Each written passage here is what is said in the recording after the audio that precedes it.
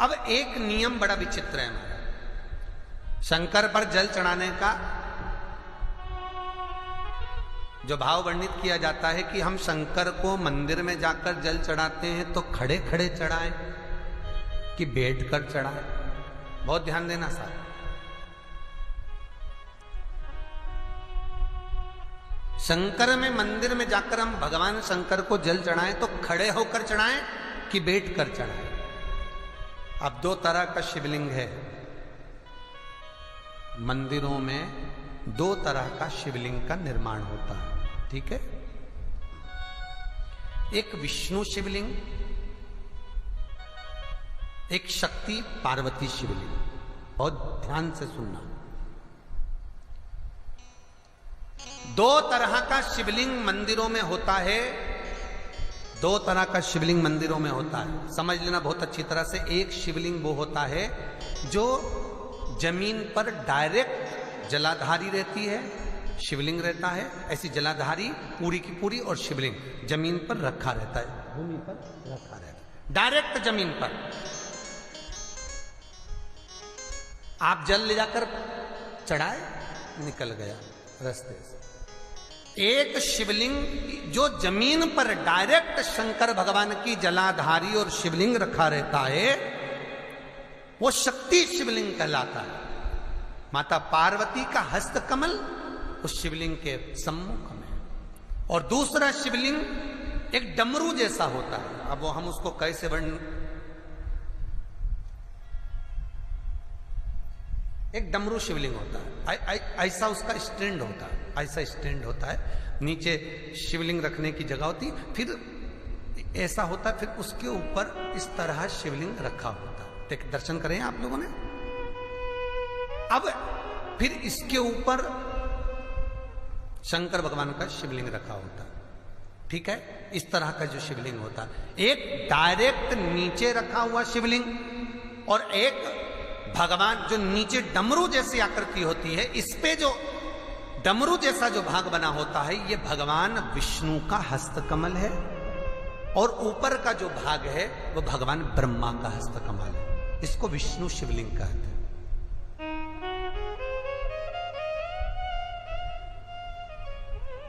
इसको हरीश्वर महादेव भी कहा जाता है। कौन सा महादेव कहते हैं? हरि सर्वेश्वर महादेव। हरीश्वर महादेव भी कहते हैं, हरि सर्वेश्वर भी कहते हैं। तो डमरू जैसा जो शिवलिंग का निर्माण हुआ है मंदिर में, अगर शिवलिंग ऊंचा है, शिवलिंग थोड़ी सी हाइट पर है, ऊंचाई पर है, और डमरू जैसा भाग फिर उसके ऊपर जलाधारी के बाद शिवलिंग निर्माण किया गया है, तो वो विष्णु शिवलिंग कहलाएगा, वो हरीश्वर शिवलिंग कहलाएगा, वो हरिवंश शिवलिंग कहलाएगा, हरीश्वर कहलाएगा। और जो डायरेक्ट सीधे जो रखा हुआ है, 12 ज्योतिर्लिंग के अगर आप दर्शन करेंगे तो कहीं पर भी आपको विष्णु शिवलिंग नहीं मिलेगा, केवल एक नागेश्वर को छोड़कर। कहां पर छोड़कर? जम के बोलिए। केवल एक नागेश्वर, नागेश्वर को छोड़कर बाकी के जितने 12 ज्योतिर्लिंग में शिवलिंग के दर्शन करोगे सब शक्ति शिवलिंग मिलेंगे, सब जमीन पर।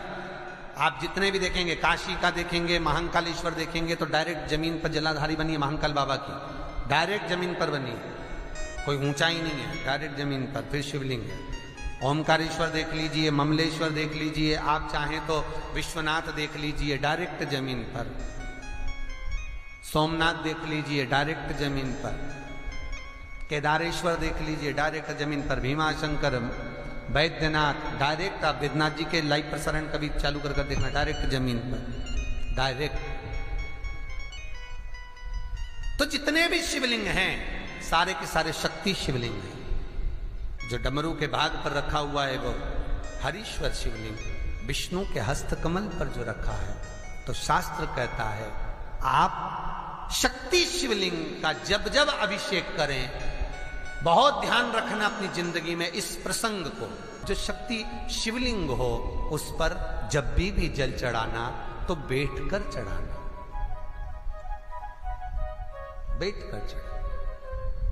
शक्ति शिवलिंग पर जब भी जल चढ़े, भले शिवलिंग कितना भी ऊंचा हो,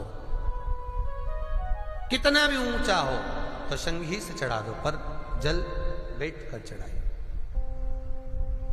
भले शिवलिंग ऊपर है, पूरा तरह से हाथ नहीं पहुंचा, जैसे सोमनाथ जी में अब शिवलिंग कितना बड़ा है, महाकालेश्वर का शिवलिंग कितना बड़ा है, तो उसको तो बैठकर स्नान नहीं करा सकते। भले शिवलिंग कितना भी ऊंचा हो, पर अगर भूमि टच है, शिवलिंग अगर भूमि टच है, शक्ति शिवलिंग है, तो भले आधा शिवलिंग नहाए, आधे पर पानी जाए, पर बैठकर ही स्नान कराया जाता है।